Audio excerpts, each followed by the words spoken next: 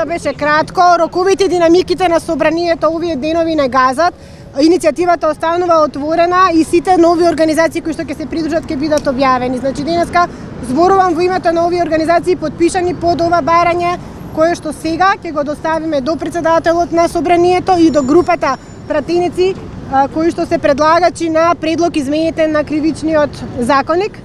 Сакаме, бараме поточно итно повлекување на точката од денешната седница во 15 часот, точката со која што треба да се направи промена на кривичниот законник со кој што сметаме, особено некои од членовите во законот, ќе овозможат дел од обвинетите или најголем дел од обвинетите во случаите на специјалното јавно обвинителство да имаат намалени казни или нивните казни, односно обвиненија да застарат. Тој факт не вознемирува многу. Целата борба во изминатите 3 години се водеше од премисата дека во оваа држава мора да има правда за да има мир.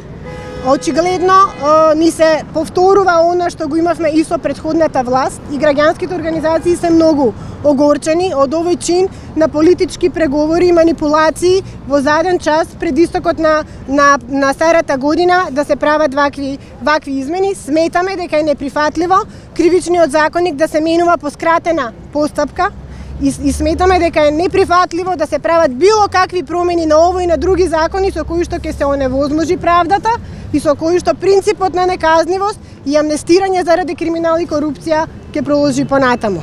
Баравме средба со председателот на собранието утрово во 12 часот, испративме и официјално барање за средба.